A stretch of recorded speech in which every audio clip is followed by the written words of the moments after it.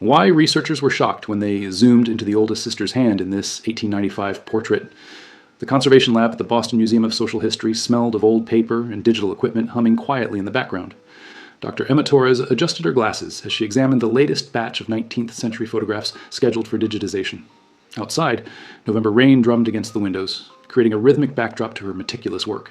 She had been cataloging Victorian-era family portraits for 3 weeks now, and most followed predictable patterns. Stiff poses, formal clothing, unsmiling faces staring into the camera with that characteristic intensity of early photography. This particular image, labeled simply Family Portrait Massachusetts, 1895, showed 5 people arranged in the traditional style of the era. A bearded man in his 30s stood behind a seated woman wearing a high-collared dark dress. 3 children completed the composition. A small boy of perhaps 5 years perched on his mother's lap, and 2 girls standing on either side. The younger girl, maybe 9 years old, wore a white pinafore over her dress, her hair pulled back with a ribbon. The oldest girl, around 12, stood slightly apart, her expression somber, hands clasped in front of her waist. Emma began the high-resolution scan, watching as the machine captured every detail of the album in print. The technology they used now could reveal textures and details invisible to the naked eye in 1895. As the image loaded onto her screen, she zoomed in systematically, checking for damage, fading, or unusual characteristics that might require special attention during restoration. She examined the parents first, then the youngest children. Everything appeared normal for a photograph of this era and social class. Then she moved to the oldest girl. Something about her posture had caught Emma's attention initially, a stiffness that seemed different from the typical formality of Victorian photography. Emma zoomed into the girl's hands, clasped at her waist, and her breath caught. The skin on both hands showed dark, irregular discoloration. What she had assumed were shadows revealed themselves as something far more disturbing. Deep scarring, patches of damaged tissue, areas where the skin appeared permanently darkened and textured. These weren't the hands of a child who had lived a sheltered Victorian childhood. Emma's heart began to race. She zoomed in further, capturing screenshots, her mind already racing through possibilities. She had seen photographs of child laborers before, but never embedded so seamlessly within what appeared to be a middle-class family portrait. "What happened to you?" Emma whispered to the image on her screen, staring into the solemn face of a 12-year-old girl whose hands told a story the formal portrait tried to conceal. Emma couldn't stop thinking about the photograph. That evening, she stayed late in the lab, the building empty except for the security guard making his rounds. She pulled up the scanned image again, adjusting contrast and brightness, trying to extract every possible detail from the 129-year-old print. The scarring was undeniable. Under magnification, she could see the texture of damaged skin, the way the girl's fingers seemed slightly curled, as if holding them straight caused discomfort. Emma had worked with industrial accident records before, during a project on workplace safety reforms. These injuries looked chemical in nature, not burns from fire, but the kind of tissue damage caused by prolonged exposure to caustic substances. She began searching the museum's database for any documentation attached to the photograph. The acquisition record was sparse, donated in 1967 by an elderly woman named Mrs. Dorothy Hamilton, along with a collection of other family items. No names were listed for the people in the portrait, no provenance beyond Massachusetts family, circa 1895. Emma cross-referenced the donation records and found an address. The items had come from a house in Lowell, Massachusetts, being cleared after Mrs. Hamilton's death. Lowell. The name sent a chill down her spine. By 1895, Lowell had been America's premier textile manufacturing center for decades, home to massive mills that employed thousands of workers, including children. She pulled up historical records of Lowell's textile industry. The statistics were staggering. In the 1890s, approximately 1/4 of mill workers were under 16 years old. Many were far younger. Children as young as 8 or 9 worked 12-hour shifts in conditions that regularly caused injuries, illness, and permanent disability. The chemicals used in textile production included harsh dyes, bleaching agents containing chlorine, and mordants made from metallic salts. Prolonged exposure caused skin lesions, respiratory problems, and chemical burns. Emma found photographs from labor reform investigations, images of children's hands damaged by these substances, remarkably similar to what she was seeing in this family portrait. But something didn't fit. The other children in the photograph looked healthy, well-dressed, clean. The parents appeared to be respectable middle-class people. Why would only one child show signs of industrial labor? Emma downloaded several historical documents about child labor in Lowell and sent a message to Dr. Raymond Clark, a colleague who specialized in 19th century social history. She attached the photograph with a simple question. "Can you help me identify what caused these injuries?" She left the museum at nearly midnight, but sleep didn't come easily. The image of that 12-year-old girl, standing slightly apart from her family, hands bearing silent witness to suffering, haunted her thoughts. The next morning, Raymond's response was waiting. "Those look like chemical burns from textile manufacturing. Common in mill children. Where did you find this?" Emma stared at his message. A mill child? but posed in a formal family portrait, dressed as nicely as her siblings, included, but somehow separate. She needed to know more. She needed to know everything. Emma requested time away from her regular cataloging duties to pursue what she called investigative conservation work. Her supervisor, intrigued by the preliminary findings, approved a 2-week research period. Emma immediately contacted the Lowell Historical Society and the Massachusetts State Archives. The response from Lowell came first. A young archivist named Michael had searched their photographic collections and found similar family portraits from the 1890s, but nothing matching this specific image. However, he suggested checking church records and local newspaper archives. Many families documented adoptions through church announcements or legal notices. Emma took the train to Lowell on a cold December morning. The city still bore the architectural legacy of its industrial past. Massive brick mill buildings, some converted to museums and apartments, others standing empty along the canals. She could almost hear the echoes of machinery, the voices of thousands of workers who had passed through these buildings over generations. The Historical Society occupied a restored mill building. Michael met her in the research room, where he had already pulled several boxes of materials. "I've been thinking about your photograph," he said, spreading documents across the table. "If the family was respectable enough for a formal portrait but had a child working in the mills, there are really only a few scenarios that make sense." "Adoption," Emma said. "Exactly. Plenty of working-class families took in orphans or children from destitute relatives, sometimes out of charity, sometimes because they needed the income the child could earn. It wasn't always exploitative. Many families genuinely cared for these children, but economic reality meant everyone who could work did work." They started with church records from St. Anne's Episcopal Church, the largest in Lowell during the 1890s. Emma's hands trembled slightly as she turned the fragile pages of baptism and adoption records. The handwriting was ornate, sometimes difficult to decipher, but she persisted. After 3 hours, she found something. A notation dated April 1891. "Received into the household of Thomas and Elizabeth Whitmore, one female child, age approximately 8 years, formerly of the Boston Orphan Asylum.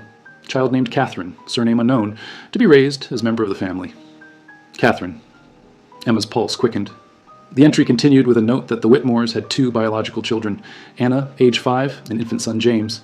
They lived on Merrimack Street, within walking distance of the Appleton Mills. Emma cross-referenced the address with city directories from 1895. Thomas Whitmore, listed as a loom mechanic at Appleton Mills. A skilled position, respectable but not wealthy. Elizabeth Whitmore, no occupation listed, which meant she likely worked at home. "This could be them," Emma murmured, photographing the page with her phone. "The ages match. 2 biological children plus an adopted daughter." Michael leaned over her shoulder. If Thomas worked at the mills, he could have gotten Catherine a position there. It was common practice, parents or guardians vouching for children to get them hired. Emma felt a weight settle in her chest. An 8-year-old orphan, taken in by a family that probably meant well, but who put her to work in conditions that permanently scarred her body. And 4 years later, they had posed together for a family portrait, including her, despite the visible evidence of what her childhood had become. "I need to find employment records," Emma said. "I need to know exactly what happened to her hands." The University of Massachusetts Lowell maintained an extensive archive of textile mill records, including employment ledgers, accident reports, and production documents.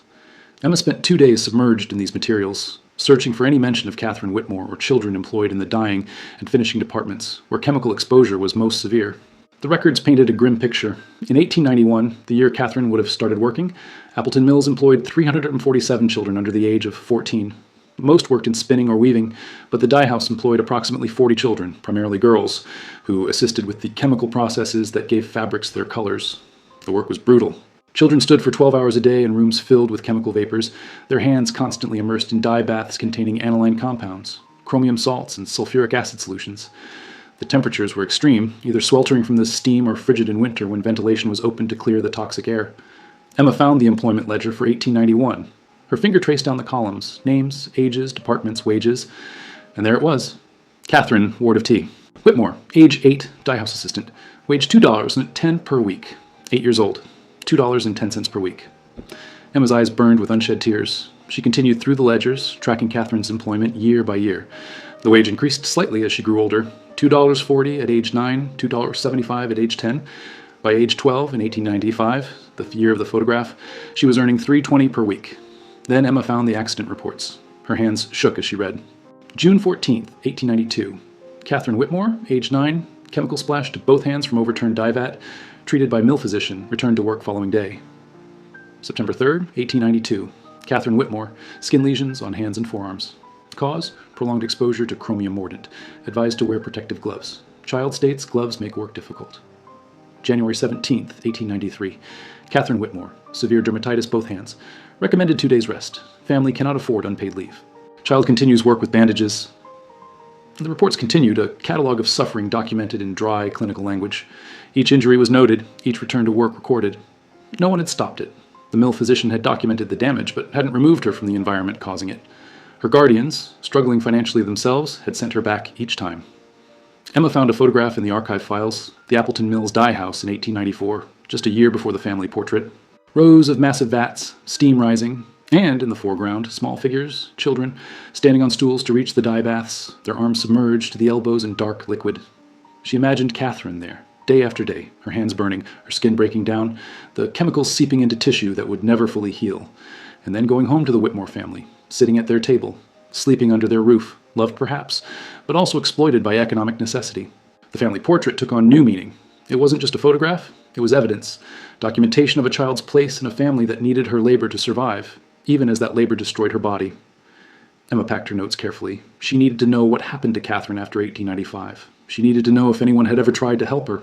Emma's research led her to the Massachusetts Historical Society in Boston, where she requested access to the papers of Florence Kelly, one of the most prominent labor reformers of the 1890s. Kelly had investigated child labor conditions throughout New England and had been particularly focused on the textile mills of Lowell and Lawrence.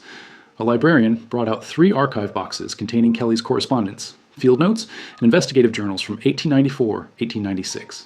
Emma settled in with her laptop and gloves, carefully turning pages that hadn't been thoroughly examined in decades. Kelly's handwriting was precise, her observations detailed and unflinching. She had visited dozens of mills, interviewed hundreds of families, and documented case after case of children damaged by industrial work. Her entries from Lowell in early 1895 described exactly what Emma had found in the mill records. Children as young as 7 working in conditions that caused chronic illness and permanent injury. Then, in a journal entry dated March 1895, Emma found it. Visited the home of Thomas Whitmore, a mechanic at Appleton Mills. He and his wife Elizabeth have taken in an orphan girl, Catherine, now age 12. The child works in the dye house alongside her guardian. Mrs. Whitmore showed me Catherine's hands, extensively scarred from chemical exposure over 4 years of employment. The damage is permanent. When I suggested Catherine should be removed from mill work, Mrs. Whitmore wept. She explained they have 2 younger children, that Thomas's wages alone cannot support the family, that Catherine's income pays for the rent on their home. Emma's breath caught. Kelly had met them.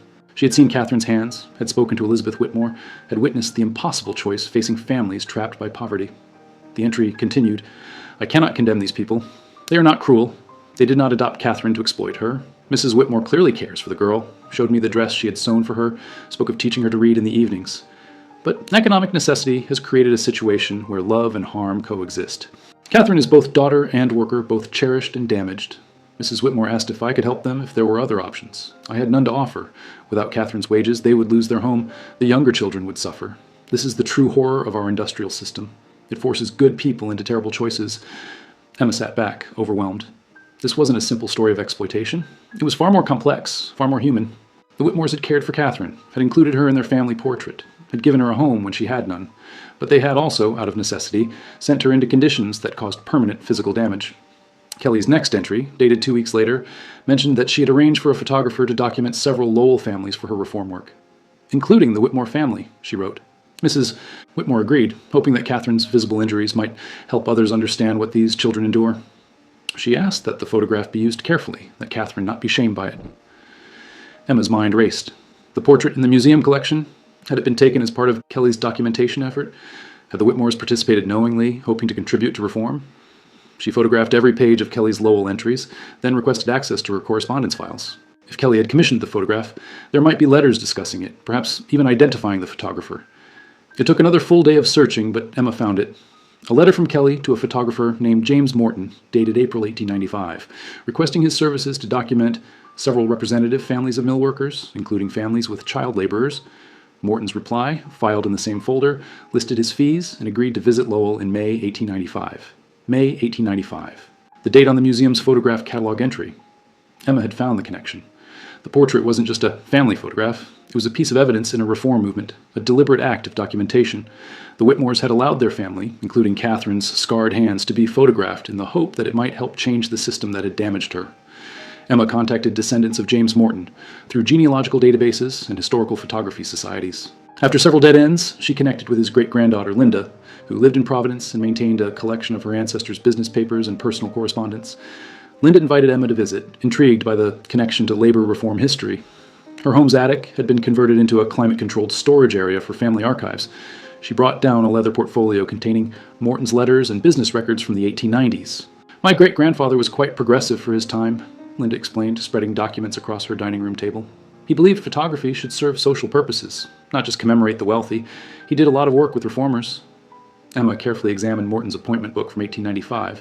On May 18th, he had noted, Lowell, Whitmore family, Merrimack Street, 2 p.m. Reform documentation per F. Kelly arrangement. Linda produced a folder of correspondence between Morton and Florence Kelly. The letters revealed a working relationship built on shared conviction. Kelly had commissioned Morton multiple times to photograph working conditions and families affected by industrial labor. She valued his ability to capture subjects with dignity while still documenting harsh realities.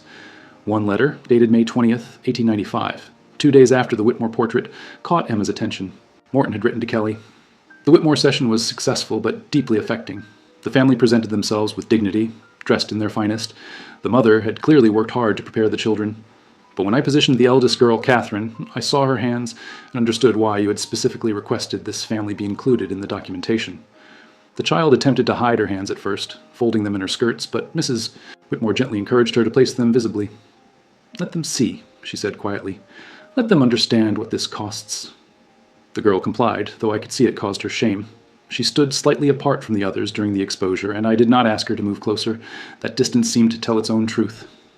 Mr. Whitmore stood throughout with his hand on his wife's shoulder, his expression grave. This is a family doing their best in impossible circumstances. The love between them is evident, as is the toll this life exacts. I hope these images serve the purpose you intend." Emma's eyes filled with tears. Catherine's isolation in the portrait wasn't accidental. It was visible evidence of her different status, her different experience. The photographer had seen it and preserved it. Linda pulled out another document, a receipt showing that Kelly had paid for the portrait sitting and had received 2 copies of the photograph, one for her reform work and one for the Whitmore family to keep. "So the family kept their copy," Emma said, "and it eventually ended up in our museum through Mrs. Hamilton, who must have been a descendant.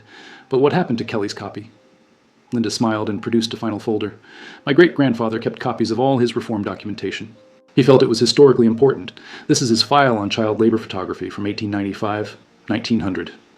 Inside were multiple prints, children in mills, families in tenement homes, injured workers. And there near the back was an identical print of the Whitmore family portrait, with a caption in Morton's handwriting, Whitmore family, Lowell, M.A., Catherine, age 12, adopted, showing effects of chemical exposure from dye house work, May 1895, commissioned by F. Kelly for reform documentation. Emma photographed everything, her mind spinning. The portrait had been created intentionally as evidence, as advocacy. The Whitmores had participated willingly, despite the personal cost of exposing Catherine's injuries and their role in them. But had it worked?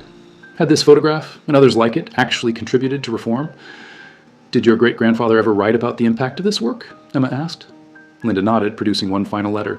"This is from 1912, 17 years later. He wrote to a colleague about his earlier reform photography."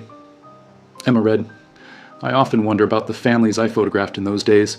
I hope the work mattered, that those images helped push through the factory acts and child labor laws. But I think of individual children, Catherine Whitmore and others, and wonder what became of them. Did they live to see the reforms? Did their sacrifices mean anything?" Emma closed the folder gently. She needed to answer Morton's question. She needed to find out what happened to Catherine. Back in Boston, Emma shifted her research to genealogical records. If Catherine had stayed with the Whitmore family, there might be census records, city directories, or other documentation of her life after 1895. The 1900 federal census for Lowell listed the Whitmore household on Merrimack Street. Thomas, age 42, Elizabeth, age 38, Anna, age 14, James, age 10, and Catherine, age 17, listed as adopted daughter. Occupation for Catherine: textile worker, dye department. Emma's heart sank. At 17, Catherine was still working in the dye house, still exposing her already damaged hands to chemicals. The system hadn't changed fast enough to save her childhood. But the 1900 census held another detail. Catherine was listed as literate, able to read and write. Elizabeth Whitmore had kept her promise, teaching Catherine in the evenings, despite the exhaustion of mill work. Emma searched marriage records next. She found it in the Lowell City Clerk's records from September 1903. Catherine Whitmore had married a man named Robert Hayes, a mechanic at the boot mills. The marriage certificate listed Thomas and Elizabeth Whitmore as witnesses. The 1910 census showed Catherine and Robert living in a modest home on School Street in Lowell with 2 children, Ruth, age 5, and William, age 3. Robert's occupation, mill mechanic. Catherine's, none listed, which likely meant she had stopped mill work after marriage, a common pattern for women of that era. Emma felt a wave of relief. Catherine had escaped the dye house, had built a family, had survived into adulthood despite everything. But she needed to know more. She contacted the Lowell Cemetery Association and requested records for the Hayes and Whitmore families. The response came via email 2 days later, with scanned images of burial records and plot maps. Catherine Hayes had died in November 1918, age 35. Cause of death: influenza during the devastating pandemic that killed millions worldwide. She was buried in the Lowell Cemetery, with Robert and their children listed as survivors, 35 years old. Emma calculated quickly. Catherine had lived 27 years after that portrait was taken, had married, had children, had experienced some measure of life beyond the mills. But those early years, from age 8 to at least 17, had been spent with her hands in chemical baths that left permanent scars. Emma found one more crucial document: Catherine's death certificate, which included a section for chronic conditions. The examining physician had noted chronic dermatitis and tissue damage to both hands, consistent with industrial chemical exposure. Even in death, her hands bore witness. Emma located Robert Hayes in the 1920 census, now a widower raising 2 children alone. By 1930, he had remarried, and Ruth and William were listed as adults with their own occupations. Ruth as a schoolteacher, William as an electrician. Neither worked in the mills. That detail struck Emma profoundly. Catherine's children had escaped the mills entirely, had found different paths. Perhaps that had been her hope all along, to give them the childhood she'd never had. Emma found Ruth's obituary from 1982 in the Lowell Sun newspaper archives.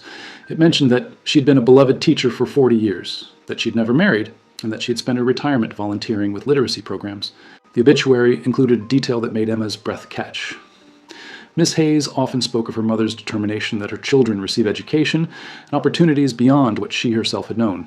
She credited her mother's sacrifice and strength as the foundation of everything she achieved. Catherine had been remembered. Her daughter had understood what her mother had endured and had honored it through her own life's work. Emma now had Catherine's full story, from orphan to mill-child to wife and mother, ending too soon but not without meaning or legacy. But one question remained: had the photograph and the reform movement it represented actually changed anything? Emma contacted Professor Helen Vance at MIT, a historian specializing in progressive-era labor reform. She sent her the complete documentation of the Whitmore portrait and its connection to Florence Kelley's investigation work. Professor Vance responded enthusiastically, requesting a meeting. They met at a cafe near campus, where Vance spread out photocopies of legislative documents and reform campaign materials from the 1890s and early 1900s. "This photograph is exactly the kind of evidence reformers used," Vance explained, pointing to the image of Catherine's hands. "Kelley and others like her understood that abstract statistics about child labor didn't move legislators or the public. They needed visual proof, human stories, evidence that couldn't be dismissed." Vance showed Emma campaign pamphlets from 1895-1900 that included engravings based on photographs of child workers. While the Whitmore portrait itself didn't appear in these materials, the style and approach was identical. Families photographed with dignity, but with visible evidence of industrial harm. Massachusetts passed its first significant Factory Act in 1896, Vance continued, raising the minimum work age to 13 and limiting hours for children under 16 to 10 per day. It wasn't enough, but it was a start. By 1903, the year Catherine married, Massachusetts had strengthened these laws considerably. Children under 14 were banned from factory work entirely, and those under 16 had strict hour limitations and required school attendance. Emma felt a complex mix of emotions. The reforms had come, but too late for Catherine's childhood. She had worked from age 8 to at least 17, her hands permanently damaged before the laws changed. "But here's what's important," Vance added, pulling out another document. "These reforms didn't come from nowhere. They came from years of documentation, testimony, and advocacy by people like Florence Kelley. And that work was built on evidence, including photographs like this one. The Whitmore family's decision to participate in that documentation, to expose Catherine's injuries publicly, was an act of courage that contributed to systemic change." Vance showed Emma testimony from 1896 Massachusetts legislative hearings on factory reform. Florence Kelley had appeared before the committee, presenting photographic evidence of child labor conditions. The hearing minutes recorded, Mrs. Kelley presented multiple photographs of child workers showing physical evidence of industrial injuries, including chemical burns and respiratory damage. Several committee members expressed shock at the visible harm to children as young as 8 years old. "The photographs worked," Vance said quietly. "They made legislators see these children as individuals, not statistics. The laws that followed saved thousands of children from the experiences Catherine endured." Emma thought of Catherine standing slightly apart in that portrait, her scarred hands visible, her expression somber. She had been 12 years old, already marked by 4 years of labor that shouldn't have happened. But her family's decision to document that reality, painful as it was, had contributed to changes that protected other children. "There's something else you should know," Vance said, producing a final document. In 1912, Massachusetts passed one of the nation's first workers' compensation laws. It included provisions for industrial diseases, including chemical exposure injuries.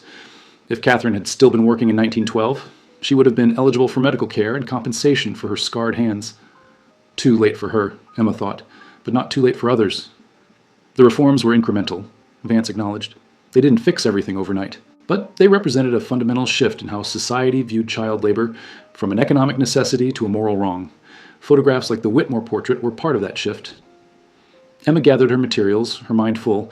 The portrait had served its purpose. Catherine's visible suffering, documented with her family's consent, had contributed to a movement that eventually outlawed the conditions that had harmed her. But the cost had been real, permanent, and personal. Catherine had carried those scars for her entire life, dying at 35, with chronic tissue damage still noted on her death certificate. The photograph was both victory and tragedy, evidence that advocacy could work, but also a reminder of what it cost the individuals who became that evidence. Emma tracked down living descendants of the Whitmore family through genealogical databases and historical society connections. She found Margaret Thompson, age 78, living in New Hampshire, the great-granddaughter of Anna Whitmore, Catherine's younger sister. Margaret agreed to meet at her home in Portsmouth. She welcomed Emma into a living room filled with family photographs spanning generations. On one wall hung a framed portrait Emma recognized immediately: Thomas and Elizabeth Whitmore with their 3 children, taken in 1895. "This has been in our family since it was taken," Margaret said, touching the frame gently. "My grandmother Anna kept it her entire life, and she told me about Catherine when I was young. It was important to her that we remember." Margaret brought out a box of family documents, letters, diaries, photographs. "My grandmother spoke about Catherine often. She said Catherine was the kindest person she'd ever known, despite everything she'd endured. Anna felt guilty her whole life that she had been protected from mill work while Catherine had not." Emma examined the materials carefully. There were letters from Anna to Catherine after Catherine's marriage, warm and affectionate, addressing her as "my dearest sister." A photograph from 1905 showed both women together with their children, Anna's and Catherine's, all dressed for a summer picnic. "They remained close," Margaret explained. Anna married a bookkeeper, moved to a nicer part of Lowell, but she never forgot that Catherine's labor had helped keep their family together when they were children. She visited Catherine every week, helped with her children when they were born. After Catherine died in the influenza epidemic, Anna helped Robert raise Ruth and William. Margaret pulled out a diary from 1920, Anna's, written after Catherine's death. Emma read entries that spoke of grief and memory. "I think of Catherine's hands, always. Even when we were children, before I understood what those scars meant, I knew she carried something heavy. Mother used to cry at night, Father would sit silent, and Catherine would simply go to work each morning. She never complained, never made us feel guilty, though we should have felt guilty. She gave her childhood so we could keep ours. I try to honor that by caring for her children now, by making sure Ruth and William have what she wanted them to have: education, choices, freedom from the mills." Emma's vision blurred with tears. The family had understood. They had known the price Catherine paid, and they had tried to make it mean something. Margaret showed Emma photographs of Ruth Hayes, Catherine's daughter, at her teaching certificate graduation in 1928, at school events, receiving awards for her literacy work. Ruth never forgot what her mother sacrificed. She spent her life teaching children to read because her mother had learned to read by candlelight after 12-hour shifts in the dye house. "And the photograph?" Emma asked, gesturing to the portrait on the wall. "Did Anna ever talk about why it was taken?" Margaret nodded. "My grandmother said it was the hardest day of her life as a child. The photographer had come because of a lady, she didn't remember the name, but it must have been Florence Kelly, who wanted to document families affected by mill work. Anna said her mother spent days preparing, sewing new dresses, making sure everyone looked their best. But when it came time to take the picture, Catherine had to show her hands. Anna said Catherine stood apart because she was ashamed, but their mother had told her gently that her hands told an important truth, that other children might be helped if people could see what had happened to her." Emma absorbed this, the multi-generational weight of memory and meaning.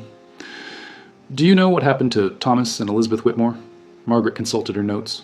Thomas died in 1908 from complications of lung disease, probably from years of cotton dust exposure in the mills. Elizabeth lived until 1932. According to family stories, she never forgave herself for putting Catherine to work in the dye house, even though there had been no other choice. After Thomas died, Elizabeth took in sewing and laundry rather than let Anna's daughters work in mills. She was determined that no more children in her family would suffer what Catherine had.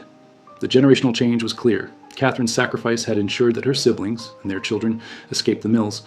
The pattern of child labor had been broken, partly by law and partly by family determination. "I wanted you to know," Margaret said quietly, "that Catherine wasn't just a victim in a reform photograph. She was a real person, loved and remembered. Her great-grandchildren, my cousins, are teachers, nurses, engineers. None of us have ever worked in mills. That's Catherine's legacy, as much as any law that was passed." Emma understood. The photograph documented suffering, yes, but it also documented love, family survival and generational change. Catherine's story wasn't just about what was done to her, but about what she made possible for those who came after. 3 months after Emma's initial discovery, the Boston Museum of Social History opened a special exhibition, Hidden in Plain Sight: Child Labor and Reform in Industrial America. The centerpiece was the Whitmore family portrait, displayed at eye level with extensive contextual information.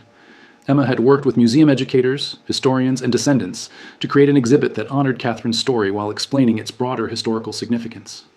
The wall text began, "In 1895, the Whitmore family of Lowell, Massachusetts, participated in a photograph commissioned by labor reformer Florence Kelley. Their decision to document 12-year-old Catherine's chemical-scarred hands contributed to evidence that helped pass protective labor legislation." Silos. Surrounding the portrait were James Morton's other reform photographs, Florence Kelley's journal entries, mill accident reports, legislative documents tracking the passage of child labor laws, and photographs of Catherine's later life, her wedding portrait, a picture with her children, and an image of her daughter Ruth receiving a teaching award in 1965. The exhibit didn't shy away from complexity. One panel explained, "The Whitmore family's story challenges simple narratives about child labor. Thomas and Elizabeth Whitmore adopted Catherine out of genuine care, but economic pressure forced them into choices that harmed her. Their participation in reform documentation shows families could be both victims of and participants in systemic change." Margaret Thompson attended the opening, bringing several cousins who were Catherine's descendants. They stood before the portrait for a long time, multiple generations looking at the image of a 12-year-old girl whose labor had helped their family survive, whose suffering had contributed to reforms that protected millions of children. "She looks so serious," one of the younger descendants said, a college student studying public health. "She had reason to be," Margaret replied quietly, "but she also had courage." Standing there, showing what had been done to her hands, that took courage. Professor Vance gave a gallery talk that afternoon to a crowd of museum visitors, students, and labor historians. She used the Whitmore portrait to explain how progressive-era reform worked. Social change requires both systemic analysis and human stories. Statistics about child labor were important, but photographs like this one made the abstract concrete. They forced people to see individual children, to understand that these were someone's daughters and sons whose bodies were being damaged for profit. Emma watched from the side of the room as visitors examined the portrait, reading the extensive documentation she had compiled. She saw people lean in close to examine Catherine's hands, saw their expressions change as they understood what those scars represented. A teacher brought a group of high school students through the exhibit. Emma overheard their conversation. "So this photograph actually helped change laws?" "It was part of the evidence, yes. One photograph among many, but it contributed." "What happened to the girl? Did the laws help her?" "The laws came too late to help Catherine herself. She'd already worked for years by the time they passed. But they helped other children, and her own children didn't have to work in mills." Emma felt a sense of completion. Catherine's story was now told fully, accurately, with dignity and context. The photograph that had puzzled Emma months ago when she first zoomed in on those scarred hands now had meaning restored to it. As the museum closed for the evening, Emma stood alone before the portrait one final time. 5 people frozen in 1895. Thomas and Elizabeth Whitmore trying their best in impossible circumstances. Anna, age 9, protected from mill work by her sister's labor. James, age 5, too young yet to understand. And Catherine, age 12, standing slightly apart, her scarred hands visible, her expression solemn and knowing. "Thank you," Emma whispered to the image. "Thank you for your courage. Thank you for letting the world see." The photograph would remain in the museum's collection, no longer just an artifact, but a testament to suffering and survival, to the cost of reform and the power of evidence, to one girl's sacrifice and the generations it helped protect. Catherine's hands, scarred by chemicals in a Lowell dye house, had become part of history, not as a symbol of victimhood, but as proof that individuals matter, that documentation matters, that bearing witness, even when it's painful, can contribute to change that outlasts any single life. The lights dimmed in the gallery, but the portrait remained visible in the soft security lighting. 5 faces watching from 129 years ago, their story finally completely told.